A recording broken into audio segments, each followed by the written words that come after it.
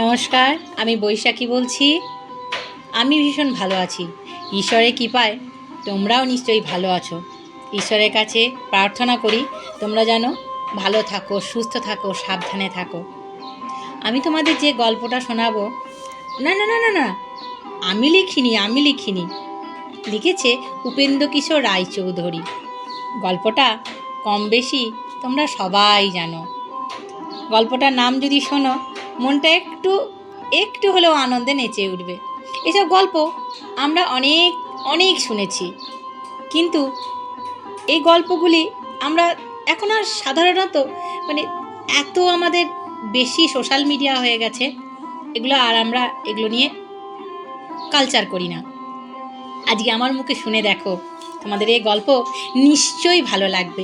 একটু তো শুনে দেখো। গুপি গায়েন, বাঘা বায়েন। হ্যাঁ, সেই পুরনো দিনের ভূতের রাজা দিলবর, চপরে চপরে তিনবর। হ্যাঁ হ্যাঁ, সেই সেই সিনেমার গল্পটাই আমি তোমাদের বলছি, যেটা তোমরা ভাবছো। একটু শুনে দেখো না আমার মুখে গল্পটা, নিশ্চয়ই তোমাদের ভালো লাগবে। তারপর কমেন্ট করে আমাকে জানাবে তোমাদের কেমন লাগলো।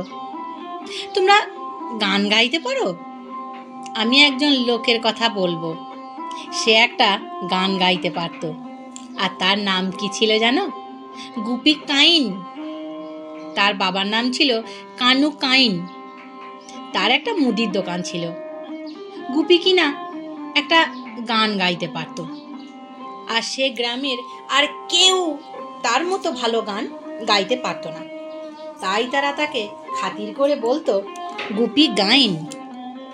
গুপি যদিও গাইন ছিল না, ওর টাইটেলটা ছিল কি, কাইন, কিন্তু সবাই ওকে বলতো গাইন, যেহেতু গানটা গাইতো সেই জন্য। গুপি যদিও একটা বই গান সে আর জানতো না, একটাই গান জানতো, সেই গানটাই সে গুনগুন করে গাইতো। কিন্তু সেই একটা গান সে খুব করে গাইতো, সেটা না গেয়ে সে এক পলও থাকতে পারতো না, এক তিলও থাকতে পারতো না। তার দম আটকে আসতো। যখন সে ঘরে বসে গাইতো, তখন মাঠে যত গরু সব দড়ি ছিঁড়ে চলে যেত, কারণ তাদের বাড়িটা ছিল মাঠের কাছাকাছি। ওর বাবার দোকান ছিল মুদিখানার খদ্দের ওর গান শুনে ছুটতে পালিয়ে যেত, আর মুদির দোকানে জিনিস নিতে আসতো না। এই ভেবে সে ভাবলো, ঠিক আছে, বাড়িতে যখন খদ্দের আসছে না, আমার বাবার দোকানে যখন বিক্রি হচ্ছে না, আমি মাঠে গিয়ে গানটা গাই। এবার গুপি মাঠে গিয়ে গান গাইতে লাগলো। তখন মাঠে যত রাখাল গরু নিয়ে গিয়েছিল চড়াতে, সবাই গুপির গান শুনে গরু, বাছুর, ছাগল, ভেড়া সব দড়ি ছিঁড়ে এদিক ওদিক চারিদিক ছোটাছুটি করতে লাগলো। শেষে আর তার ভয়ে মাঠে কোনো রাখাল আসতো না গরু নিয়ে। তার গরুগুলো সামলানোর বড় দায় হয়ে যেত। ওর বাবার দোকানেও কেউ আসে না জিনিসপত্র নিতে, পাছে তার গান। তখন একদিন কানু কাইন তাকে এই বড় একটা বাঁশ নিয়ে তাড়া করে ছুটে দৌড়ে মারতে আসলো। গুপি তখন কি করলো, দৌড়াতে চলে এলো মাঠে। সেখানে রাখালের দল ছিল, গরু নিয়ে তারা ছিল। তারা লাঠি নিয়ে আসতেই সে একটা ছোট্ট বনের মধ্যে ঢুকে গেল এবং গলা ভাঁজতে লাগলো। সেখানে তার ডিস্টার্ব করার মতো, তাকে বিরক্ত করার মতো কেউ থাকলো না। গুপিদের গ্রামের কাছেই আর একটা গ্রাম ছিল, সেখানে একজন লোক থাকতো। তার নাম ছিল পাঁচু পাইন। পাঁচু ছেলেটির বড্ড ঢোলক বাজাবার শখ ছিল। বাজাতে বাজাতে সে বিষম নাচতে থাকতো। তার পা এমনভাবে নাচতো, চোখ এমনভাবে সে পাকাতো, দাঁত এমনভাবে খিঁচাতো, আর ভুরু দুটো এমন করে মুখের অবস্থা করতো যে গ্রামের লোকে তার এই বাজানো দেখে হাঁ হাঁ করে করতে যাতে হাঁ হাঁ হাঁ হাঁ করে বাঘের মতো খিঁচিয়ে দৌড়ে তাকে মারতে আসতো। তখন সকলে ওর কাছ থেকে পালাবার একটা ফাঁদ পাতত। আস্তে আস্তে সবাই ওর গান শুনে চিৎপাত হয়ে পড়ে যেত, তাকে কেউ ধরে নিয়ে যেত, কাউকে আবার আধমরা অবস্থায় বাড়ি নিয়ে যেতে হতো। তার ঢোলকটা ছিল ঠিক এই রকম। এরকম করে কিছুদিন যায় যায় যায়, এতই বাঘা ঢোলক বাজাতে ভালোবাসে যে তার আসল নাম আর তাকে কেউ ডাকে না, তারা বলে বাঘা ঢোলক। অতএব ঢোল বাজাতো বলে তার নাম হলো বাইন। এরকম করে ও ঢোল বাজাতে থাকে, একটা দুটো করে ঢোল ভাঙতে থাকে। শেষে তারা কি করলো, গ্রামের লোক বলল যে প্রতিদিন এরকম ঢোলক ভেঙে ফেলছে, তারা গ্রামের লোক পয়সা জোগাড় করলো। পয়সা জোগাড় করে বাঘার জন্য, যাতে বাঘার ঢোল বারে বারে ফেটে গিয়ে তার বাজনা বন্ধ না হয়ে যায়, তার জন্য গোটা গ্রামের লোক চাঁদা তুলে বিশাল একটা ঢোল বানালো। ঢোলটা বানিয়ে তাদের ইয়েকে দিল, বাঘাকে দিল। শেষে ঠিক হলো যে এই ঢোল সে বাজিয়ে দেখবে, সে ঢোল বাজাতে পারে কিনা, ফাটাতে পারে কিনা বাজিয়ে বাজিয়ে। সেই ঢোলটি এমন ছাউনি, এত মজবুত, সেটা কি দিয়ে তৈরি হয়েছিল, সেটা একটা মোষের চামড়া দিয়ে তৈরি হয়েছিল ঢোলটা। সে ঢোল যতই বাঘা বাজায়, সে ঢোল কিছুতেই ছেড়ে না। পর পর 2 দিন 3 দিন ঢোল বাজিয়ে যায়। ও তো খুব খুশি, ও বাজিয়েও কিন্তু সেটা ফাটাতে পারলো না। বাঘা সেটা পেয়ে তো ভীষণ খুশি, বলল আমি বসে তো এটা নিয়ে বাজাতে পারবো না, বড় ঢোল, আমাকে দাঁড়িয়ে বাজাতে হবে। তখন সে দাঁড়িয়ে দাঁড়িয়ে সেই ঢোল লাঠি দিয়ে বাজাতে লাগলো। 1.5 মাস 2 মাস, দিন নাই রাত নাই, বাজিয়ে যায় বাঘা, বাজিয়ে যায়, কিন্তু সেই ঢোল ছিঁড়তে পারলো না, কারণ সেটা তো মোষের চামড়া দিয়ে তৈরি হয়েছিল। ততদিনে তার বাজনা শুনে তার বাবা মা প্রায় পাগল হয়ে গেছে। গ্রামের লোকেরা মাথা খারাপ হয়ে যাওয়ার অবস্থা, তার ঢোলকের আওয়াজ শুনে মাথা ঘুরছে বনবন করে। আর কতদিন এরকম চলতে থাকলে তারা কিন্তু বদ্ধ উন্মাদ হয়ে যাবে। এর মধ্যে একদিন গ্রামের সকলে মিলে মোটা মোটা লাঠি নিয়ে এসে বাঘাকে বলল, লক্ষ্মী দাদা, আমাদের 10 হাঁড়ি মিঠাই দিচ্ছি তোমাকে, অন্য কোথাও গিয়ে এই ঢোল তুমি বাজাও, নইলে আমরা সবাই কিন্তু তোমার ঢোলের বাজনা শুনতে শুনতে আমরা পাগল হয়ে যাব। বাঘা আর কী করে, কাজেই তখন তাকে অন্য একটা গ্রামে যেতে হলো বাধ্য হয়ে। সেখানে 2 দিন না থাকতে থাকতে সেখানকার লোকেরা মিলে তাকে গ্রাম থেকে বের করে দিল, তার ওই বাজনার জন্য, ঢোল বাজানোর জন্য। তারপর থেকে সে যেখানেই যায় সেখান থেকেই তাকে তাড়িয়ে দেয়। তখন সে কি করলো, সারা দিন মাঠে মাঠে ঘুরে বেড়ায়, আর খিদে পেলে নিজের গ্রামের সামনে এসে ঢোলক বাজায়। আর গ্রামের লোকেরা যত তাড়াতাড়ি পারে তাকে কিছু খাবার দিয়ে সেখান থেকে বিদায় করে, বাঁচে তারা, যে তারা ঢোলের আওয়াজ শুনতে পাবে না। বেশি ঢোলের আওয়াজ শুনলে তাদের মাথা ঘুরে, মাথাটা পাগল পাগল লাগে। তারপর এমন হলো যে আর কেউ তাকে খেতে দেয় না। এরকম করে বেশ কিছুদিন চলার পর আর তাকে কেউ খেতে দিতে চায় না। আর তার ঢোলের আওয়াজ শুনলেই আশেপাশে সকল গ্রামের লোক লাঠি নিয়ে তাকে মারতে আসে। তখন বেচারা কি করবে, আর তার করারই বা কী থাকলো। সে মনে মনে ভাবলো, মূর্খদের কাছে থাকার চেয়ে আমার বনে চলে যাওয়া অনেক ভালো, নয় বাঘের পেটে মরবো, তবু তো আমার বাজনা চলতে থাকবে। এই বলে বাঘা তার ঢাকটিকে ঘাড়ে করে নিয়ে বনে চলে গেল। এখন বাঘার বেশ মজা হয়েছে, এখন আর কেউ তার বাজনা শুনে লাঠি নিয়ে মারতে তো আসে না। বাঘে খাবে তো খাক, সে বাজাতে বাজাতেই না বাঘ ভালুকের পেটে মরবে। এখন তার খানিকটা কিছুদিন থেকে ভয় লাগছে, কোনো একটা জানোয়ার এই বনের মধ্যে আছে। বাঘা কিন্তু তাকে দেখতে পায়নি, শুধু দূর থেকে তার ডাক শুনে ভয়ে থরথর করে কেঁপেছে, আর ভেবেছে, বাবা গো, এটা এলেই তো আমার ঢাক শুদ্ধ আমাকে গিলে খাবে। সে ভয়ঙ্কর জানোয়ার কিন্তু আর কেউ নয়, সে গুপি গাইন। বাঘা যে ডাক শুনে কেঁপেছিল, সে গুপির গলা ভাঁজা। গুপিও বাঘার বাজনা শুনতে পায়, আর বাঘার মতোই ভয়ে কাঁপে। শেষে তারা একটু ভাবলো যে এ বনে থাকলে কখন যেন প্রাণটা চলে যাবে, তার চেয়ে এই বেলা এখান থেকে আমাদের চলে যাওয়াই ভালো। এই ভেবে গুপি চুপি চুপি বন থেকে বেরিয়ে এলো। বেরিয়ে আসার সময় সে একটি লোককে তার একটা বিশাল ঢোল মাথায় করে সেই বনের ভিতর থেকে আসতে দেখল। তাকে দেখে ভারী আশ্চর্য হয়ে গুপি জিজ্ঞাসা করলো, তুমি কে হে? বাঘা বলল, আমি বাঘা। তুমি কে? গুপি বলল, আমি গুপি গাইন। তুমি কোথায় যাচ্ছ? বাঘা বলল, যেখানে জায়গা জোটে সেখানেই যাচ্ছি। গ্রামের লোকগুলো গাধা, গান বাজনা বোঝে না, তাই ঢোলটিকে নিয়ে বনে চলে এসেছিলাম। তা ভাই, এখানে যে ভয়ঙ্কর আওয়াজের ডাক আমি শুনেছি, তার সামনে পড়লে আর আমার প্রাণটি থাকবে না, তাই আমি পালিয়ে যাচ্ছি। গুপি বললে, তাই তো, আমিও তো একটা জানোয়ারের ডাক শুনেই পালিয়ে যাচ্ছি ভাই। বলো তো, তুমি জানোয়ারটাকে কোথায় বসে ডাকতে শুনেছিলে? বাঘা বলে, বনের পূর্ব ধারে একটা বট গাছের তলায়। গুপি বলে, আচ্ছা, সে যে আমারই গান শুনেছো তুমি। সে কোনো জানোয়ারের ডাক হবে কেন? আমি ওখানে বসে গান গাইছিলাম। সেই জানোয়ারটার ডাকে বনের পশ্চিম ধারে হরুত্তুকি তলায় বসে। বাঘা বলল, ও মা, সে তো আমার ঢোলের আওয়াজ, আমি যে ওইখানে থাকতাম।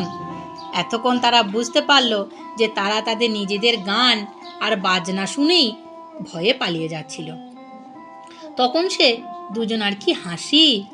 তুমি আমার ঢোল বাজানো শুনে ভয় পেয়েছ, আমি তোমার গান শুনে ভয় পেয়েছি। অনেক হেসে তারপর গুপি বলল, ভাই, আমি যেমন গাইন তুমি তেমন বাইন।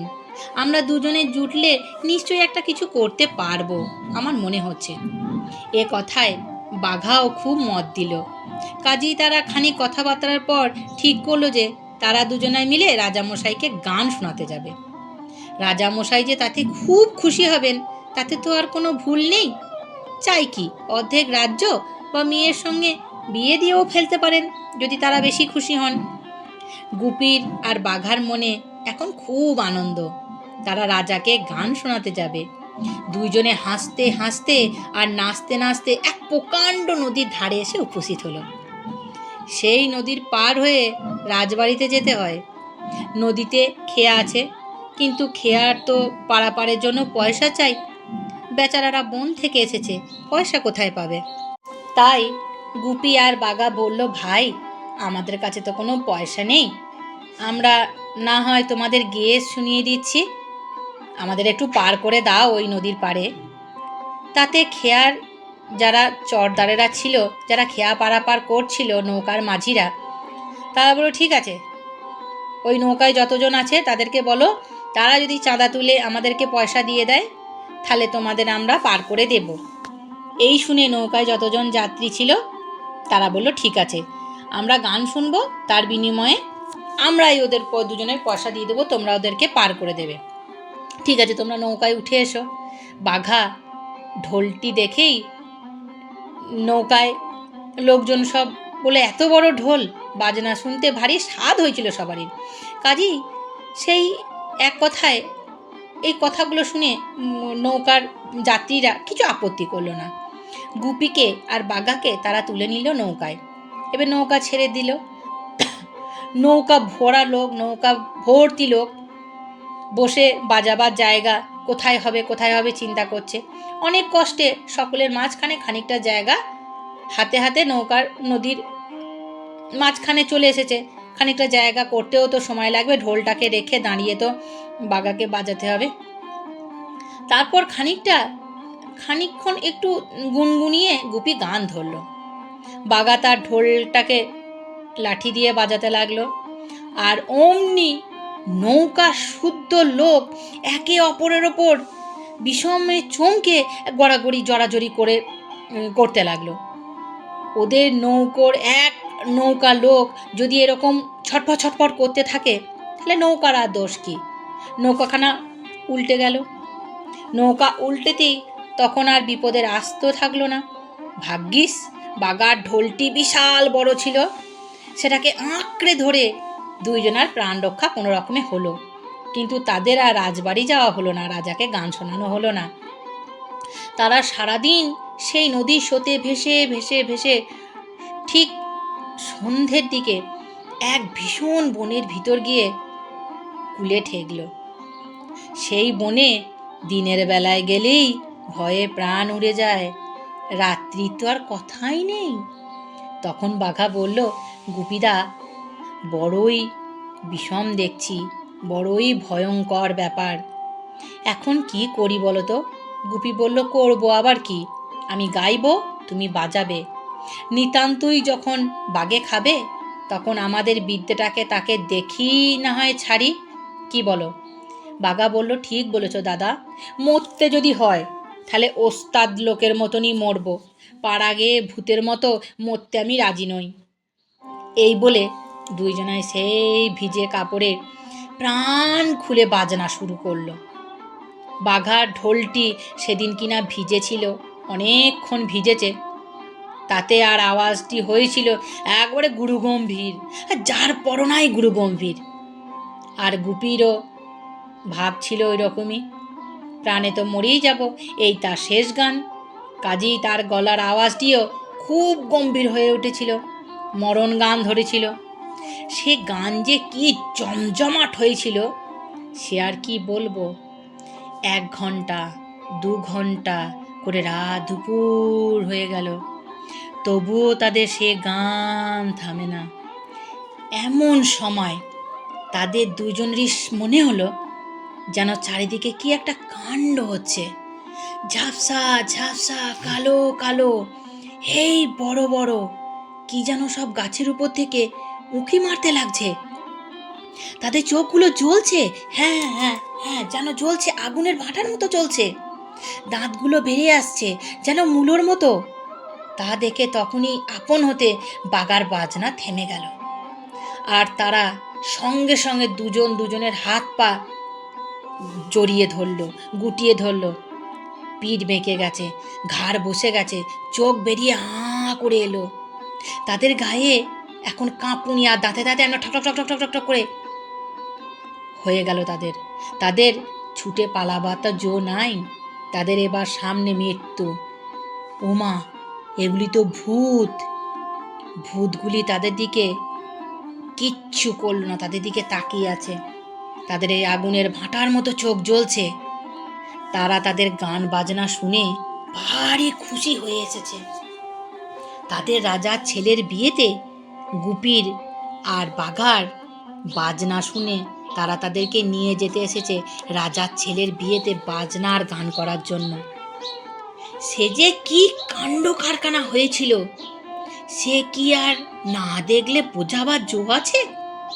গুপির আর বাঘা তাদের জীবনে আর কখনো এমন সমজদারের মতো শ্রোতা পায়নি, দেখোনি কখনো এরকম শ্রোতা যে হয়। সে রাত এমনিভাবেই কেটে গেল। ভোর হলে তো আর তাদের ভূতেদের বাইরে থাকার জো নাই। কাজেই তারা একটু আগেই বলল, চলো বাবা, তোমাদের আমি কিছু দিতে চাই। তোমাদের গান গেয়ে বাজনা শুনে আমি খুব খুশি হয়েছি, বলো খুশি হয়ে তোমাকে আমি কি দেব? গুপি বলল, আমরা যে রাজবাড়ি যাব। ভূতেরা বলল, সে না হয় যাবি, এখন আগে মোদের বাড়ি একটু গান বাজনা শুনিয়ে যা, আমাদের খুশি কর, তারপরে। কাজেই তখন তারা দুজনে ঢোল নিয়ে ভূতেদের বাড়ি গেল, সেখানে গান বাজনা শোনালো। গান বাজনা যা হলো সে আর কি বলার জো আছে। তারপর তাদের বিদায় করার সময় ভূতের রাজা বলল, আচ্ছা অনেক হয়েছে, বল এবার তোরা কি চাস? অনেকক্ষণ থেকে বলছি, কি চাস বল? গুপি বলল, আমরা এই চাই যে আমরা যেন গেয়ে বাজিয়ে সকলকে খুশি করতে পারি। ভূতেরা বলল, তাই হবে। তোদের গান বাজনা যে শুনবে সে তোদের গান বাজনা শেষ না হওয়া পর্যন্ত সেখান থেকে চলে যেতে পারবে না। তারা যেখানে থাকবে সেখানেই দাঁড়িয়ে যাবে পাথরের মতো। আর কি চাস বল? গুপি বলল, আমরা চাই যে আমাদের যেমন খাওয়া পড়ার কোনো কষ্ট না হয়। আমরা গান বাজনা করে যাই, দুবেলা দুমুঠো খেতে পাই না। এই কথায় ভূতেরা তাদের একটা থলি দিয়ে বলল, তোরা যখন যা খেতে চাইবি তাই এই থলি থেকে পাবি। এই থলির ভেতরে হাত ঢুকিয়ে বলবি তোরা কি খেতে চাস, আর যা এই থলির ভেতরে হাত ঢুকিয়ে চাইবি তাই পেয়ে যাবি। গুপি বলল, আর কি চাই? আর তো কিছু আমাদের চাই না, আমরা গান শুনিয়ে লোককে আনন্দ দিতে চাই আর খিদার সময় দুটো খেতে চাই, বাস, আর আমাদের কিছু চাই না। তখন ভূতেরা হাসতে হাসতে তাদের দুজনকে দুজোড়া জুতো এনে দিল। এই জুতো পায়ে দিয়ে তোরা যেখানে যেতে চাইবি তোরা সেখানেই যেতে পারবি, তোরা সেখানেই গিয়ে হাজির হবি, তোরা যেখানে চাইবি। তখন তো আর কোনো কিছু ভাবনা রইবে না তোদের। গুপি আর বাঘা ভূতেদের কাছ থেকে বিদায় হয়ে সেই জুতো পায়ে দিয়েই বলল, তবে আমরা এখন রাজার বাড়ি যাব। অমনি সেই ভীষণ বন কোথায় যেন মিলিয়ে গেল। ও মা, এত বড় জঙ্গল চোখের নিমিষে উধাও। গুপি আর বাঘা দেখলো তারা দুজনে একটা প্রকাণ্ড বাড়ির ফাটকের সামনে এসে, মানে দরজার সামনে এসে দাঁড়িয়েছে। এত বড় সুন্দর বাড়ি তারা তাদের জীবনে আর কখনো দেখেনি। তারা তখনই বুঝতে পেরে গেল যেটা হচ্ছে রাজার বাড়ি। কিন্তু এর মধ্যে ভারী একটা মুশকিল হলো। রাজার বাড়ির দরজার সামনে বা ফটকের সামনে যমদূতের মতো কতগুলো দারোয়ান দাঁড়িয়েছিল। তারা গুপি আর বাঘাকে সেই ঢোল নিয়ে আসতে দেখি দাঁত খেঁচিয়ে বলল, এই কাহা যাতা হ্যায়? গুপি থতমত খেয়ে আরও বিষম চটে গিয়ে লাঠি দেখিয়ে বলল, ভাগ আসে ভাগ।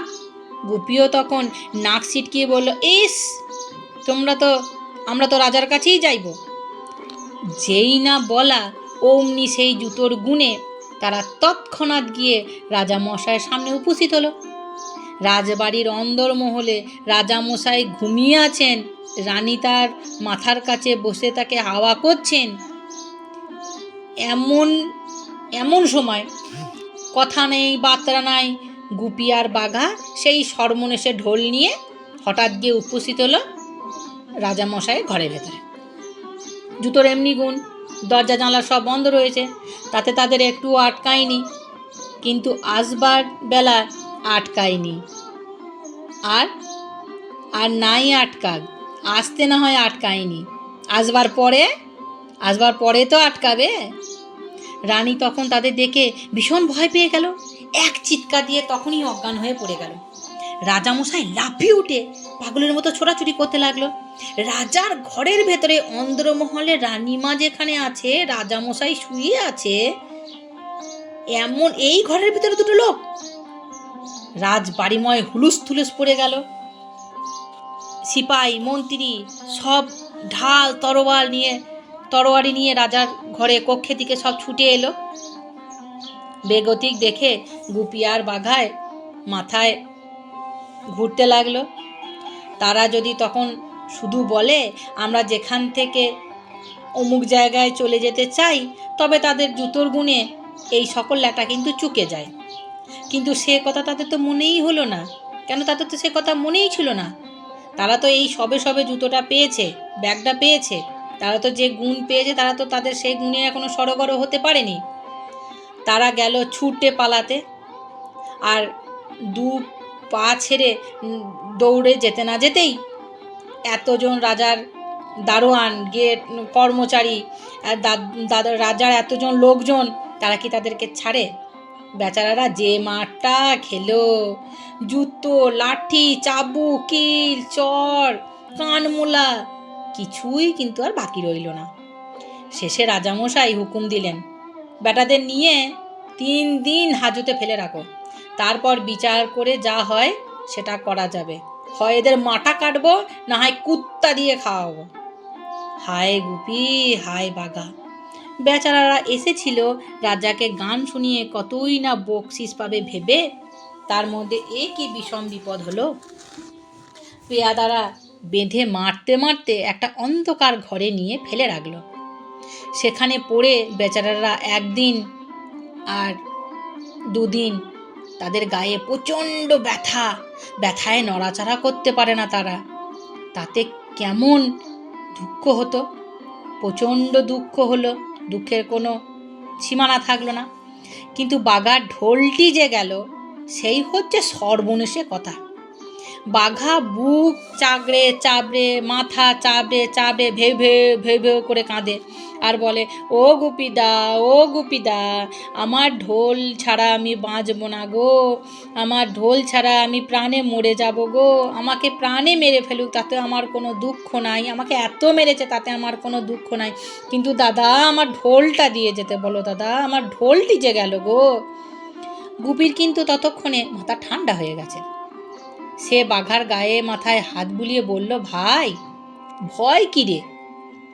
ভয় কি দাদা, ঢোল বাদ গিয়েছে তো যাক, জুতো আর থলে তো আছে, আমরা নিতান্তই বেবকুফ, তাই এতগুলো মার আমরা পড়ে পড়ে খেলাম, যা হোক, যা হবার হয়ে গিয়েছে, এখন এর ভিতর থেকে একটা মজা করে নিতে হবে এর ভেতরে।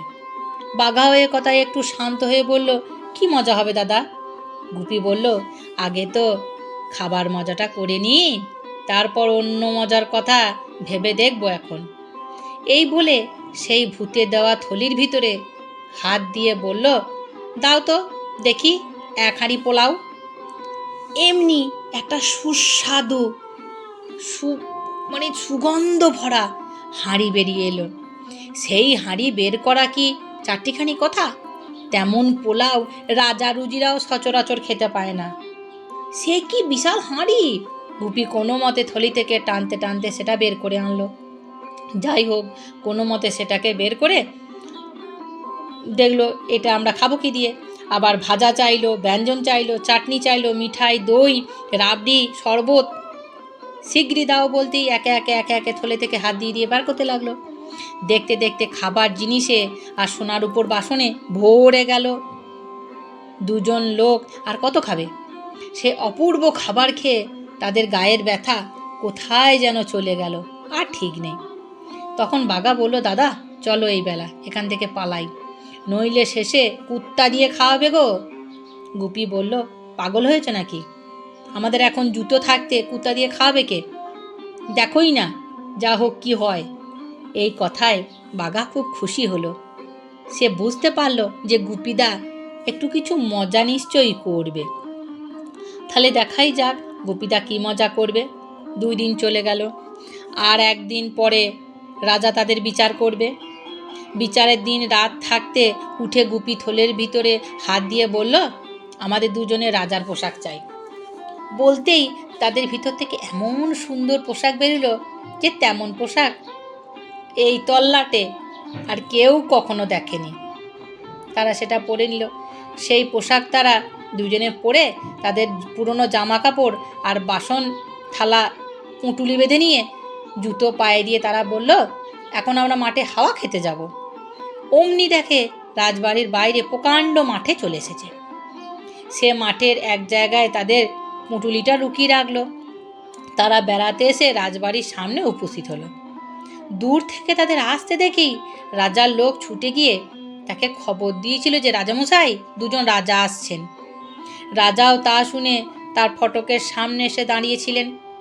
বাঘার গুপি আসতেই তিনি তাদের জাত পরনায় আদর দেখিয়ে বাড়ির ভিতর নিয়ে গেলেন। চমৎকার একটি ঘরে তাদের বসতে দেওয়া হলো। কত চাকর, বামুন, পেয়াদা, পাইক, বরকন্দাজ তাদের সেবাতে লেগে গেল। তাতে কোনো অন্ত থাকলো না। তারপর গুপি আর বাঘা হাত পা ধুয়ে জলযোগ করে একটু ঠান্ডা হলেই রাজামশাই তাদের খাবার নিয়ে এলেন। তাদের পোশাক দেখে ভাবলেন রাজামশাই নিশ্চয়ই বিশাল বড় মাপের রাজাই হবে, না জানি এরা কত বড়ই না রাজা। তারপর শেষে যখন তিনি গুপিকে জিজ্ঞাসা করলেন, আপনারা কোন দেশের রাজা? তখন গুপি হাত জোর করে তাকে বললেন, মহারাজা, আমরা কি রাজা হতে পারি? আমরা আপনার চাকর। গুপি সত্য কথাই বলেছিল, কিন্তু রাজা তাতে বিশ্বাস হলো না। তিনি ভাবলেন, কি ভালো মানুষ, কেমন নরম হয়ে কথা বলে, যেমন বড় রাজা তেমনি ভদ্রলোকও দেখছি। তিনি তখন আর বিশেষ কিছু না বলে তাদের 2 জনকে তার সভায় নিয়ে এলেন। সেখানে যেদিন সে 2টো লোকের বিচার হবে সেই দিন আগে যারা গিয়ে তাদের শোবার ঘরে ঢুকেছিল বিচারের সময় উপস্থিত হলো। আসামি 2টোকে আনতে পেয়াদা পাঠিল। কিন্তু তাদের তো কোনো পাত্তা পাওয়া গেল না। এই 3 দিন তাদের ঘরে তো তালা দিয়েই রাখা হয়েছিল। সেই তালা খুলে দেখা হলো সেখানে কেউ নেই, খালি ঘর পড়ে আছে। তখন তো ভারী একটা ছোটাছুটি হাঁকাহাঁকি পড়ে গেল। দারোগা মশাই ভীষণ ক্ষেপে গিয়ে পেয়াদারগুলোকে বা দারোয়ানগুলোকে বকাবকি করতে লাগলো। দারোয়ানগুলো হাত জোর করে বলতে লাগলো, হুজুর, আমাদের কোনো কসুর নেই, আমরা তালা দিয়ে রেখেছিলাম, তার উপর আবার আগাগোড়া দরজার সামনে দাঁড়িয়েছিলাম। ও দুটো তো মানুষ ছিল না, ও দুটো তো সোজার ভূত ছিল। ভূতকে কি আমরা রাখতে পারি? নইলে এর ভিতর থেকে কি করে পালালো বলুন? এ কথায় সকলেই বিশ্বাস করলো। রাজামশাইও প্রথমে দরজার দারোয়ানের উপর রেগে গিয়েছিল। দরজায় তারা ঠিকমতো পাহারা দেয় না ভাবছিল, তাকে খেটে ফেলার কথা ভাবছিল। শেষে তিনি ভাবলেন এবং বুঝলেন, অনেকের মুখ থেকে শুনলেন, ঠিক ওই দুটো নিশ্চয়ই ভূত। আমার ঘরও তো তালাবন্ধ ছিল, এত পাহারাদার, এত লোক, বরকন্দাজ, তার ভিতরে বড় বড় ঢোল নিয়ে, এত বড় একটা ঢোল নিয়ে কি করে তারা আমাদের ঘরের ভেতরে ঢুকলো? তা শুনেই বললাম, ঠিক ঠিক, ও দুটো ভূতই বটে। বলতে বলতেই তাদের শরীর শিউরে উঠল, গা বেয়ে ঘাম পড়তে লাগলো। তখন তারা বাঘার সেই ঢোলটির কথা মনে করে বলল, রাজামশাই, ভূতের ঢোল বড় সর্বনেশে জিনিস, ওটাকে কখনো আপনার ঘরে রাখবেন না, ওটাকে এক্ষুনি পুড়িয়ে ফেলুন। রাজামশাই বললেন, বাপ রে, ভূতের ঢোল ঘরে রাখবো? এক্ষুনি ওটাকে এনে পোড়াও। যেই না এই কথা বলা, অমনি বাঘা দু হাতে চোখ ঢেকে হাউমাউ হাউমাউ করে কাঁদতে কাঁদতে গড়াগড়ি দিতে লাগলো। সেদিন বাঘাকে নিয়ে গুপির কি মুশকিলই না হয়েছিল। ঢোল পোড়াবার নাম শুনি বাঘা কাঁদতে আরম্ভ করেছে। ঢোল এনে তাতে আগুন ধরিয়ে দিলে না জানি সে কি করবে। তখন সেটা সে তারই ঢোল, সে কথা আর কি সামলে রাখতে পারবে? সর্বনাশ, এখন বুঝি ধরা পড়েই প্রাণে মরতে হয় দুজনকে। গুপির বড়ই ইচ্ছা হচ্ছিল যে বাঘাকে নিয়ে ছুটতে পালায়, কিন্তু তার তো আর জো নেই। সভায় বসবার সময় সে সেই জুতো দুটো পা থেকে খুলে রাখা হয়েছিল। এদিকে কিন্তু বাঘার কাণ্ড থেকে সভাময় একটা হুলুস্থুলুস কাণ্ড পড়ে গেল। সবাই ভাবছে বাঘা নিশ্চয়ই একটা ভারী আশ্চুক হয়েছে, আর সে বাঁচবে না।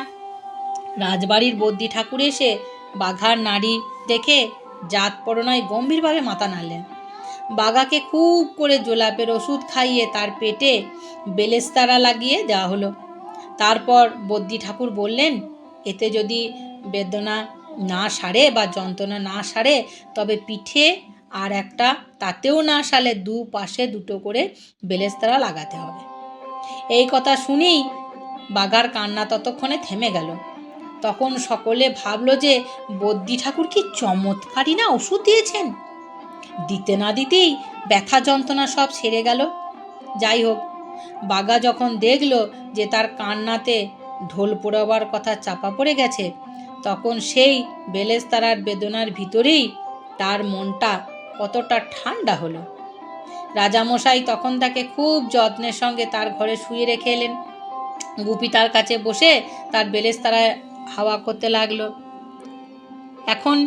এখন কি উপায়? সকলে ঘর থেকে একে একে চলে গেলে গুপি বাবাকে বলল, ছি ভাই ছি, যেখানে সেখানে কি এরকম করে কাঁদতে আছে, দেখো দেখি এখন কি মুশকিলটাই না হলো। বাঘা বলল, আমি যদি না কাঁদতুম তাহলে তো এতক্ষণে আমার ঢোলটি পুড়িয়ে শেষ করে দিত। এখন না হয় একটু জ্বলুনি সইতে হচ্ছে, কিন্তু আমার ঢোলটা তো বেঁচে গেল। বাঘার গুপি এমন কথাবার্তা বলছে, এদিকে রাজামশাই সভায় ফিরে এলে দারোগা মশাই তার কানে কানে বললেন, রাজামশাই, মহারাজ, একটা কথা আছে, অনুমতি যদি হয় তো বলি। রাজা বললেন, কি কথা? দারোগা বললেন, মহারাজ, ওই যে লোকটা গড়াগড়ি দিয়ে কাঁদলো, সে আর তার সঙ্গের ওই লোকটা সেই দুই ভূত, আমি চিনতে পেরেছি। রাজা বললেন, তাই তো হে, আমারও একটু যেন সেই রকমই ঠেক ছিল। তাহলে তো বড় মুশকিল দেখছি। বলো তো এখন কি করা যায়।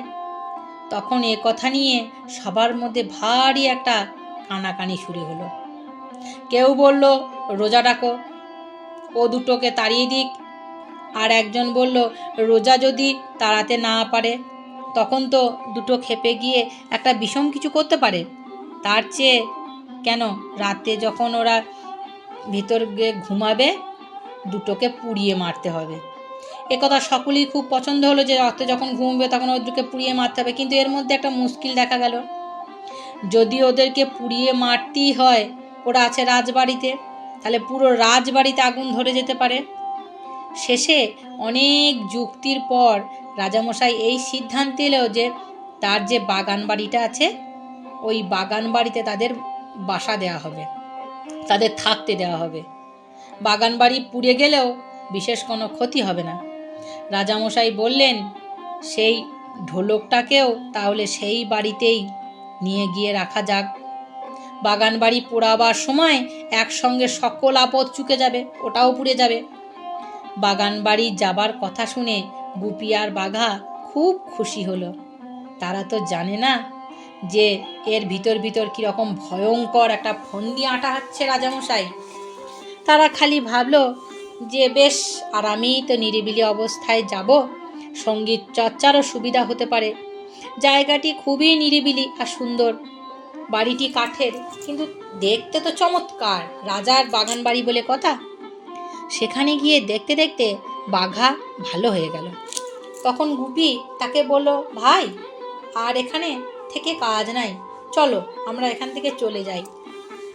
বাঘা বলল, দাদা এমন সুন্দর জায়গা তো আর কোথাও পাবো না, থাকো না দু একদিন, এখানে না হয় দু একদিন আরও আরাম করে নিলাম। আহা আমার ঢোলটা যদি থাকতো। সেদিন বাঘা এ ঘর ও ঘর ঘুরে ঘুরে দেখছিল, বাগান বাড়ি বলে কথা যথেষ্ট সুন্দর। গুপি বাগানের এক জায়গায় বসে গুনগুন গুনগুন করে গান গাইছে। এমন সময় হঠাৎ বাঘা ভয়ঙ্কর চেঁচিয়ে উঠল, ও দাদা ও দাদা ও দাদা। বোঝাই যাচ্ছে না যে ও বলছেটা কি, গুপিদা গুপিদা। ডাকটা খুবই শোনা শোনা লাগছে। ডাকটা শুনে গুপি তখন সেখানে দৌড়ে ছুটে এলো। বাঘা তা সেই ঢোলটা মাথায় করে পাগলের মতো নাচছে আর যা তা আবোল তাবোল বলছে, গুপিদা গুপিদা বলে চেঁচাচ্ছে। ঢোলক পেয়ে তার এত আনন্দ হয়েছে যে সে আর কিছুতেই স্থির থাকতে পারছে না, গুছিয়ে কথাও বলতে পারছে না। এমনি করে প্রায় আধ ঘন্টা চলে গেল। আধ ঘন্টা চলে যাওয়ার পর বাঘা একটু শান্ত হয়ে বলল, গুপিদা দেখছো কি, এই ঘরে আমার ঢোলটি আমার কাছে এই ঘরে ছিল, আমি সেটাকে খুঁজে পেয়েছি। আর কি মজা, হা হা হা বলেছে। মিনিট 10 খুব নেচে নিল ঢোলটা পাওয়ার আনন্দে।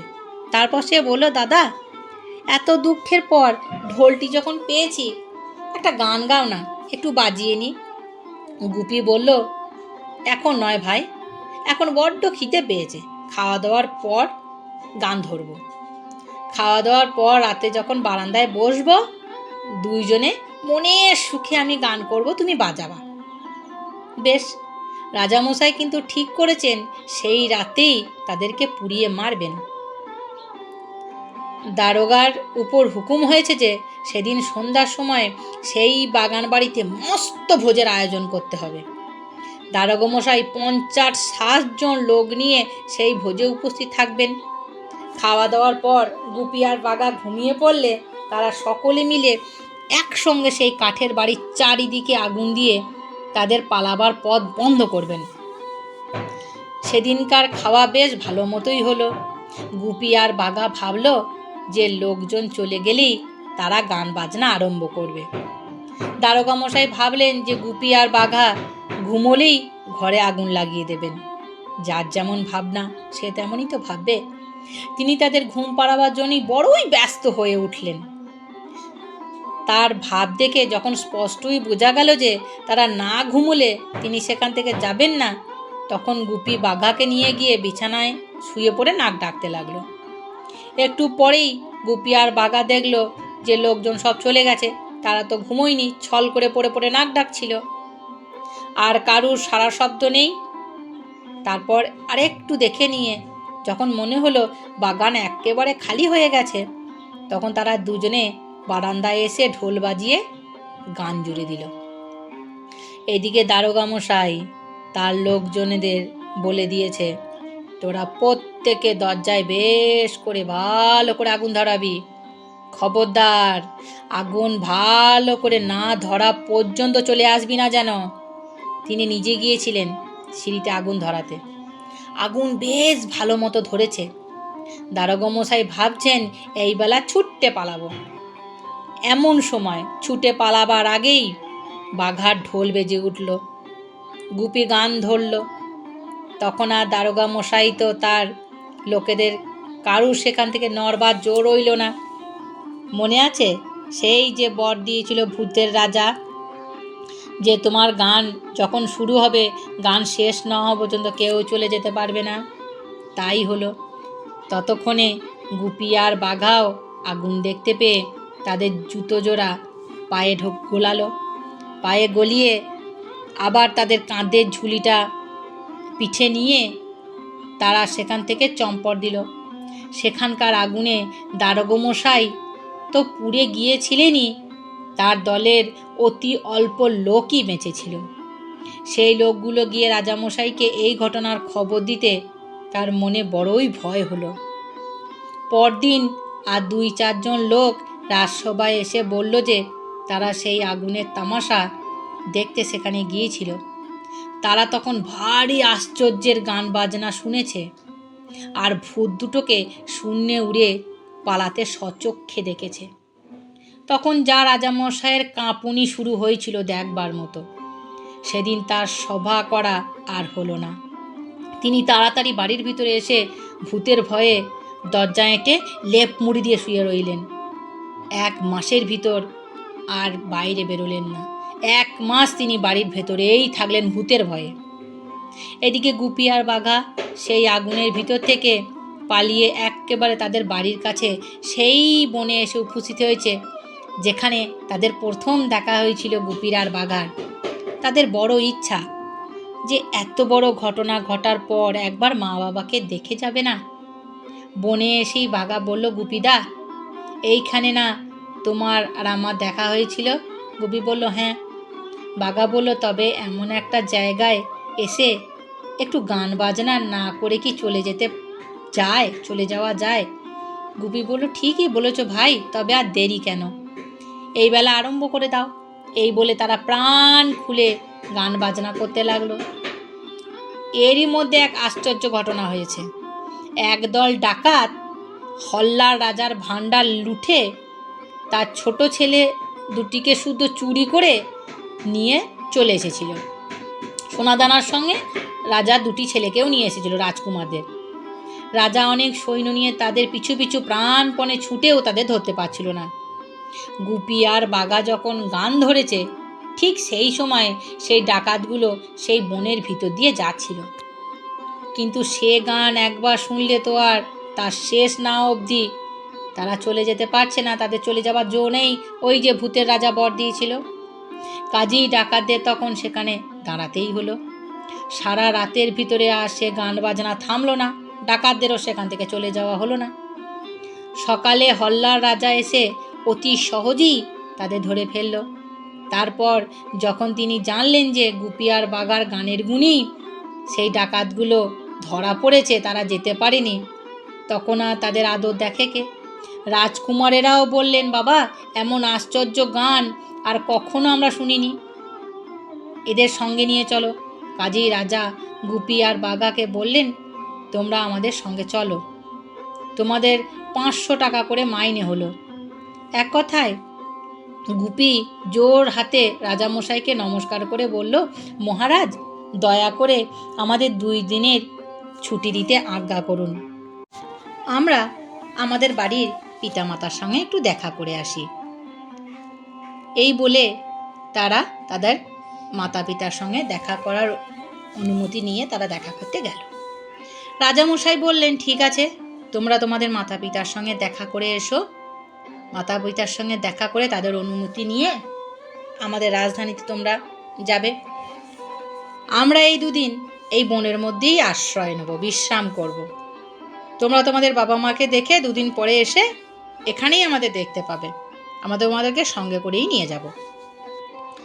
গুপিকে তাড়িয়ে অবধি তার বাবা মার জন্য তার বড়ই দুঃখ হতো। গুপিকে তাড়িয়ে দিয়েছে, তার বাবা মায়ের দুঃখর তো কোনো শেষ নাই। তাদের ছেলে যতই হোক, তাকেই তো দাদা ভবিষ্যৎ একমাত্র সেই ছেলেই, কাজেই তাকে ফিরে আসতে দেখে তাদের বড় আনন্দ হলো। কিন্তু বাঘা বেচারার ভাগ্যে সে সুখ আর মিলল না। তার বাবা মা এর কয়েকদিন আগেই মারা গিয়েছিল। গ্রামের লোকেরা তাকে ঢোল মাথায় করে আসতে দেখেই বলল, ওই রে সেই বাঘা বেটা, আমাদের হাড় জ্বালিয়ে মারবে, মার বেটাকে মার। বাঘা বিনয় করে বলল, আমি খালি আমার বাবা মাকে দেখতে এসেছি, দুদিন থেকেই চলে যাব। বাজনা টাজনা করবো না, গান বাজনা আমি এই দুদিন করবো না। সে কথা কি তারা শোনে? তারা দাঁত খিচিয়ে মৃত্যুর কথা বলে এই বড় লাঠি নিয়ে এসে তাদের মারতে লাগলো। সে প্রাণপণে ছুটতে ছুটতে ছুটতে চলে যেতে লাগলো, পালাতে লাগলো। ইট মেরে তার মাথা ফাটিয়ে তাদেরকে রক্তারক্তি করলো। গায়ে হাতে পায়ে প্রচণ্ড ঢিল টিল ছুঁড়েছিল, সেগুলো লাগলো। গুপি তাদের ঘরের দাওয়ায় বসে তার বাপে মায়ের সঙ্গে কথা বলছিল। এমন সময় সে দেখলো যে বাঘা পাগলের মতো দৌড়তে দৌড়তে খোঁড়াতে খোঁড়াতে ছুটে ছুটে আসছে। তার জামা কাপড় ছিঁড়ে ফালি ফালি হয়ে গেছে, রক্তে লাল হয়ে গেছে তার গোটা শরীর। এমনি সে তাড়াতাড়ি বাঘার কাছে ছুটে গিয়ে জিজ্ঞাসা করলো, কি হয়েছে ভাই, কি হয়েছে? তোমার এরকম দশা কে করলো? কেন হয়েছে তোমার এরকম দশা? গুপিকে দেখেই বাঘা এক গাল হেসে ফেললো। তারপর সে হাসতে হাসতে বলল, দাদা বড় বাঁচাবে চেয়েছি গো, মূর্খগুলো আর একটু হলেই আমার ঢোলটি ভেঙে দিয়েছিল গো। গুপিদের বাড়ি এসে গুপি যত্নে আর তার মা বাবার আদরে বাঘা দুদিন যতটা সম্ভব সুখেই কাটল। 2 দিন পর গুপি তার মা বাপের কাছে বলল, আমি এবার বাবা মা আমরা আসি, আমি এবার বিদায় নেব। রাজামশাই আমাদের জন্য বনের অপেক্ষা করছেন, সেই বনেই রাজামশাই 2 দিন ধরে আছেন, বিশ্রাম করছেন। তোমরা ভালোভাবে থেকো, তোমরা আয়েশ করে থেকো। আমি আবার যখন ছুটি পাবো তখন তোমাদের আমি নিয়ে যাব। সেই অবধি তোমরা এখানে ভালো মতো থেকো। তারপর কয়েক মাস চলে গেল। গুপি আর বাঘা এখন হল্লার রাজার বাড়িতে পরম সুখে বাস করে, পরম আতিথেয়তার সঙ্গে বাস করে। দেশে বিদেশে তাদের নাম রটে গিয়েছে। এমন ওস্তাদ আর কখনো কেউ দেখেনি, আর হবেও না। রাজামশাই তাদের ভারী ভালোবাসতেন। তাদের গান না শুনে একটা দিনও থাকতে পারতেন না। নিজের দুঃখ সুখের কথা সব গুপির কাছে বললেন। একদিন গুপি দেখল রাজামশাইয়ের মুখখানি বড়ই মলিন হয়ে গেছে। তিনি ক্রমাগতই যেন কি ভাবছেন, যেন তিনি কোনো বিপদে পড়েছেন। শেষে একবার তিনি গুপিকে বললেন, গুপি বড় মুশকিলে পড়েছি, কি হবে জানি না। রাজামশাই তাদের খুবই ভালোবাসেন, নিজের সুখ দুঃখের কথা তাদের কাছে বলেন, আবার একদিন তাদেরকে না দেখে থাকতেও পারেন না। গুপি দেখল রাজামশাইয়ের মুখখানা একদিন বড়ই মলিন। তিনি ক্রমাগতই যেন কি ভেবে চলেছেন, যেন তার কোনো বিপদ হয়েছে। শেষে একবার তিনি গুপিকে বললেন, গুপি বড় মুশকিলে পড়েছি গো। বললেন, কি হয়েছে রাজামশাই? বলল, শুন্ডি রাজা আমার রাজ্য কেড়ে নিতে আসছে। শুন্ডি রাজা হচ্ছেন সেই তিনি যিনি গুপি আর বাঘাকে পুড়িয়ে মারতে চেয়েছিলেন। তার নাম শুনেই গুপির মনে একটা চমৎকার মতলব এলো। সে তখন বলল যে, রাজামশাই মহারাজ এর জন্য কোনো চিন্তা করবেন না, আপনার এই চাকরকে হুকুম দিন, আমি এ থেকে হাসির কাণ্ড করব একটা। রাজা হেসে বললেন, তুমি আবার কি হাসির কাণ্ড করবে? গুপি, তুমি গাইয়ে বাজিয়ে মানুষ, যুদ্ধের ধারাও তোমার ধারণা নাই যে যুদ্ধ কেমন হয়, তার কিছু বোঝার ক্ষমতাও তোমার নাই। গুন্ডি রাজা বড় ভারী, অনেক সিপাই বরকন্দাজ ভারী ফৌজ আছে, আমি কি তার কিছু করতে পারবো বলো? গুপি বলল, মহারাজ, হুকুম পেলে একবার চেষ্টা করে দেখতে পারি, ক্ষতি তো কিছু হবে না। রাজা বললেন, তোমার যা ইচ্ছা হয় তুমি তাই করতে পারো। এ কথায় গুপি যার পরনায় খুশি হয়ে বাঘাকে ডেকে পরামর্শ করতে লাগলো। গুপি আর বাঘা সেদিন অনেকক্ষণ ধরে পরামর্শ করেছিল। বাঘার তখন কতই না উৎসাহ। সে বলল, দাদা, এবারে আমরা দুজনে মিলে একটা কিছু করবই করব, এটাই আমাদের সেই একটা করার সুযোগ। আমার শুধু একটাই কথা, একটু ভয় হচ্ছে, হঠাৎ যদি প্রাণ নিয়ে পালাবার দরকার পড়ে তবে হয়তো আমি আমার জুতোর কথা ভুলে যাব, জুতোর কথা ভুলে গিয়ে সাধারণ লোকের মতো কষে ছুট দিতে যাব, আর আমার মার খেয়ে আমার আগে যেমন হয়েছিল, সারা শরীর ফুলে যাবে, ভেঙে যাবে, ফেটে যাবে, এমনি করে দেখো না সেবারে আমাদের গাঁয়ের মূর্খ লোকগুলোর হাতে আমার কি দশা হয়েছিল তোমার মনে আছে? যা হোক, গুপির কথায় বাঘার সে ভয় কেটে গেল, আর পরদিন থেকেই তারা কাজে লেগে গেল। কতক দিন ধরে রোজ রাতে তারা গুন্ডি চলে যায়, আবার রাজবাড়ির আশেপাশে ঘুরে সেখানকার খবর নেয়।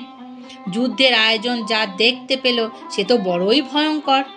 এ আয়োজন নিয়ে এরা যদি হল্লার গিয়ে উপস্থিত হয় আর রক্ষা তো নেই। রাজার ঠাকুর বাড়িতে রোজ মহা ধুমধামে পুজো হচ্ছে। 10 দিন এমনি পুজো দিয়ে ঠাকুরকে খুশি করে তারা হল্লার রওনা হবে। গুপি আর বাঘা এই সবই দেখলো। তারপর একদিন তাদের ঘরে বসে বসে দরজা এঁটে সেই ভূতের দেওয়া থলিটাকে বলল, তুমি এমন ধরনের মিষ্টি দাও, এমন নতুন ধরনের মিঠাই দাও যা খেয়ে সবাই এখনো মশগুল হয়ে যাবে, খুব সরস, মুখে দিলেই যেন আত্মহারা হয়ে যায়। সে কথা বলে থলির ভেতর হাত ঢুকিয়ে মিঠাই চাইল। সে যা মিঠাই বেরোলো সে আর বলবার নয়। তেমন মিঠাই কেউ কখনো খায়নি। মিঠাই মানে সন্দেশ মিষ্টি, চোখেও কেউ কখনো দেখেনি। সেই মিষ্টি বা মিঠাই নিয়ে বাঘার গুপি গুন্ডি রাজার ঠাকুর বাড়ির বিশাল মন্দিরে চুড়োয় গিয়ে বসল। নিচে খুব পুজো ধুমধাম হচ্ছে, ধূপ ধুনো শঙ্খ ঘণ্টা, কোলাহলের কোনো সীমানা নেই। আঙিনায় লোকে লোকারণ্য। সেই সব লোকের মাথার উপরে ঝড়াউ করে ঝরঝর করে মিষ্টিগুলো পড়তে লাগলো। বাঘা আর গুপি মন্দিরে যে চুড়ো আঁকড়ে বসেছিল, এই চুড়ো আঁকড়ে বসে থাকলো, তামাশা দেখতে লাগলো। অন্ধকারের মধ্যে সেই ধূপ ধুনা আর আলোর ধোঁয়ার ভিতর দিয়ে কেউ কিন্তু তাদের দেখতে পেল না। মিষ্টিগুলো উঠোনে পড়লেই এমনি কোলাহল থেমে গেল। অনেকেই লাফিয়ে উঠল, কেউ কেউ চেঁচিয়ে ছুটল। তারপর 2-4 জন সাহসী লোক কয়েকটা মিষ্টি তুলে আলোর কাছে নিয়ে এসে ভয়ে ভয়ে দেখতে লাগলো। শেষে দেখলো, ওমা, এতে তো ভয় পাবার কিছু নেই। তাদের একজন চোখ বুজে একটা মুখে পুড়ে দিল। মুখে পুড়ে দিয়েই কথাবার্তা নেই, আনন্দে আত্মহারা হয়ে গেল। সে 2 হাতে আঙিনা থেকে মিঠাই তুলে আর খালি মুখে পড়ে খেয়েই যায়। দেখতে দেখতে আঙিনায় একদম আহ্লাদে চেঁচামেচিতে ভরে গেল আঙিনা, উঠান। তখন সেই উঠানে যত লোক ছিল সবাই মিষ্টি খাবার জন্য পাগলের মতো কাড়াকাড়ি কিচিরমিচির করতে লাগলো। এ ওর গায়ে পড়ে, এ ওর গায়ে পড়ে।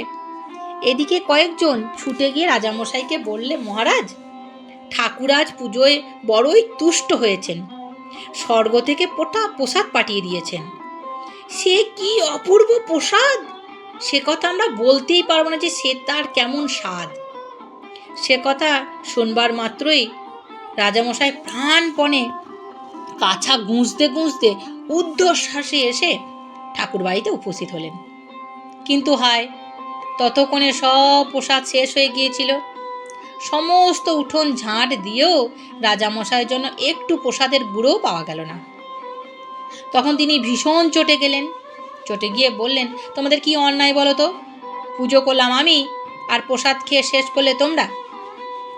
তোমার জন্য একটু গুঁড়োও আমার জন্য তোমরা কেউ রাখলে না। তোমাদের এই কাজ করা কি ঠিক হয়েছে? তোমাদের সকলকে ধরে সুরে চড়াবো।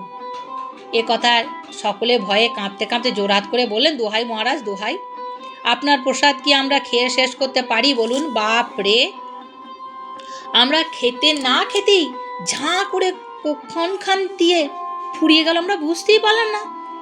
আজ আমাদের প্রসাদগুলো, আমাদের এই প্রসাদ খাওয়ার ব্যাপারটা আপনি মাফ করে দিন। কালকে যত প্রসাদ সব মহারাজ আপনি একাই খাবেন। রাজা তাতে বললেন, আচ্ছা তাই হবে। খবরদার, মনে থাকে যেন কেউ প্রসাদের ধারে কাছে যাবে না। পরদিন রাজামশাই প্রসাদ খাবেন, তাই এক প্রহর বেলা থেকেই তিনি ঠাকুরবাড়ির আঙিনায় এসে আকাশের পানে তাকিয়ে বসে আছেন। আর সকলে ভয়ে ভয়ে একটু দূরে বসে তাকে ঘিরে তামাশা দেখছে। আর আজ পুজোর ঘটা কি অন্য দিনের চেয়ে 10 গুণ বেশি ঘটা আজকে পুজোয়। সবাই ভাবছে দেবতা তাতে খুশি হয়ে রাজামশাইকে আরও ভালো প্রসাদ দেবেন। রাত দুপুরের সময় গুপি আর বাঘা আরও আশ্চর্য রকমের মিষ্টি নিয়ে এসে মন্দিরে চুড়োয় বসল। আজ তাদের পরনে খুব জমকালো পোশাক, মাথায় মুকুট, গলায় হার, হাতে বালা, কানে কুণ্ডল। তারা দেবতা সেজে এসেছে আজ। ধোঁয়ার জন্য কিছুই দেখা যাচ্ছে না, কিন্তু তবু রাজামশাই আকাশের পানে তাকিয়ে আছেন। এমন সময় গুপি আর বাঘা হাসতে হাসতে তার উপর থেকেই মিঠাইগুলো ফেলতে লাগলো। তাতে রাজামশাই প্রথমে একটা চিৎকার দিয়ে হাত 3 লাফিয়ে উঠলেন। তারপর তাড়াতাড়ি সামলিয়ে নিয়ে 2 হাতে মিঠাই তুলে মুখে ভরতে লাগলেন। আর যেই না মুখে দেওয়া, ধিনতাক ধিনতাক ধিনতাক করে রাজামশাই উঠোনময় নেচে বেড়াতে লাগলেন। তার মিষ্টি এতই মনোরম লেগেছে, এতই ভালো লেগেছে, হবে না স্বর্গ থেকে আসা মিষ্টি। এমন সময় গুপি আর বাঘা হঠাৎ মন্দিরে চুড়ো থেকে নেমে এসে রাজার সামনে দাঁড়ালো। তাদের দেখে সকলে ঠাকুর এসেছে, ঠাকুর এসেছে বলে আগে এসে গড় দিয়ে প্রণাম করতে লাগলো। কে আগে প্রণাম করবে, কে আগে প্রণাম করবে, সেই নিয়ে ঠেলাঠেলি লেগে গেল। সবাই ঠিক করে ভেবে উঠতে পারছে না কে আগে করবে, কে আগে করবে। রাজামশাই তো লম্বা হয়ে মাটিতে পড়ে রইলেন আর খালি মাথা ঠুকছেন। গুপি তাকে বললেন, মহারাজ, তোমার নাচ দেখে আমরা বড়ই তুষ্ট হয়েছি। তুমি মিষ্টি খেয়ে যেভাবে নাচছিলে তাতে আমরা বড়ই সন্তুষ্ট। এসো তোমার সঙ্গে কোলাকুলি করি। রাজা তো শুনে যেন হাতে স্বর্গ পেলেন। দেবতারা সঙ্গে মিষ্টি এনেছেন, সেই মিষ্টি তিনি খেয়ে নেচেছেন, আবার দেবতারা কোলাকুলি করতে চাইছেন। দেবতার সঙ্গে কোলাকুলি সে কি কম সৌভাগ্যের কথা? দেবতা বলে কথা। কোলাকুলি আরম্ভ হলো। সকলে জয় জয় বলে চাঁচাতে লাগলো। সেই অবসরে গুপিয়ার আর বাঘা রাজামশাইকে খুব করে জড়িয়ে ধরে, এখন তবে আমাদের ঘরে যাব বলে তারা বলতে বলতেই তারা তাকে শুদ্ধ একেবারে এসে তাদের নিজের ঘরে উপস্থিত হলো। ঠাকুরবাড়ির উঠানের মধ্যে যেসব লোকজন অনেকক্ষণ ধরে হাঁ করে আকাশের পানে চেয়ে রইলেন, তারপর যখন রাজামশাই আর ফিরলেন না, তখন তারা যে যার ঘরে চলে গেল। কি আশ্চর্যই না দেখলাম! রাজামশাই সশরীরে স্বর্গে চলে গেলেন। দেবতারা নিচে তাদের নিদে এসেছিলেন। দেবতার রাজার কত সৌভাগ্য, দেবতারা নিয়ে গেছে রাজাকে সঙ্গে করে। এদিকে রাজামশাই গুপি আর বাঘার কোলে অজ্ঞান হয়ে গিয়েছিলেন। তাদের ঘরে এসেও অনেকক্ষণ তার জ্ঞান হয়নি। ভোরের বেলায় তিনি চোখ মেলে দেখলেন যে 2টো ভূত তার মাথার কাছে বসে আছে। অমনি তিনি তাদের পায়ে পড়ে কাঁদতে কাঁদতে বললেন, দোহাই বাবা, দোহাই, আমাকে খেও না, আমি 200 মোষ মেরে তোমাদের পুজো দেব। গুপি বলল, মহারাজ, আপনার কোনো ভয় নেই, আমরা ভূত নই, আপনাকে খেতেও যাচ্ছি না। রাজামশাই কিন্তু তাতে একটু ভরসা হলো না। তিনি আর কোনো কথা না বলে মাথা গুঁজে বসে কাঁদতে লাগলেন। এদিকে বাঘা এসে হল্লার রাজাকে বলল, কাল রাতে আমরা গুন্ডির রাজাকে ধরে এনেছি এখানে, এখন কি আজ্ঞা হয়? হল্লার রাজা বললেন, তাকে নিয়ে এসো। দুই রাজা যখন দেখা হলো তখন গুন্ডির রাজা বুঝতে পারলেন যে তাকে ধরে এনেছে। হল্লার জয় করা তার ভাগ্যে আর ঘটল না, এখন প্রাণটিও যাবে। কিন্তু হল্লার রাজা তাকে প্রাণে না মেরে শুধু তার রাজ্যই কেড়ে নিলেন। তারপর তিনি গুপি আর বাঘাকে বললেন, তোমরাই আমাকে বাঁচিয়েছ, নইলে হয়তো আমার রাজ্যও যেত, প্রাণও যেত। শুন্ডি রাজ্যের অর্ধেক আর আমার দুটি কন্যা তোমাদের দুজনকে দান করলাম। তখন খুবই একটা ধুমধাম হলো, খুব ধুমধাম করে তাদের দুটি রাজকন্যার সঙ্গে বাঘার আর গুপির বিয়ে হলো। গুপি আর বাঘা মল্লার জামাই হয়ে আর গুন্ডির অর্ধেক রাজ্য পেয়ে পরম আনন্দে সঙ্গীত চর্চা করতে লাগলেন। গুপির মা বাপের মান্য আর সুখ দেখে কে? আমার গল্প যদি ভালো লেগে থাকে, উপেন্দ্রকিশোর রায়চৌধুরী লেখা গুপি গাইন বাঘা বাইন আমার মুখ থেকে শোনা গল্প যদি তোমাদের ভালো লেগে থাকে, তাহলে আমার গল্প তোমাদের কেমন লাগলো এটা একটা কমেন্ট করে জানাতে কিন্তু তোমরা ভুলো না। তোমাদের মিষ্টি মিষ্টি কমেন্ট আমার গল্প বলার প্রেরণাকে আরও অনেক বাড়িয়ে দেয়। তোমাদের কমেন্ট পেয়ে আমার ভীষণ আনন্দ হয়। তোমাদের কমেন্ট পড়ে। ভালো থাকো, সুস্থ থাকো, আর আমার গল্প এরকমভাবেই শুনতে থাকো। নমস্কার।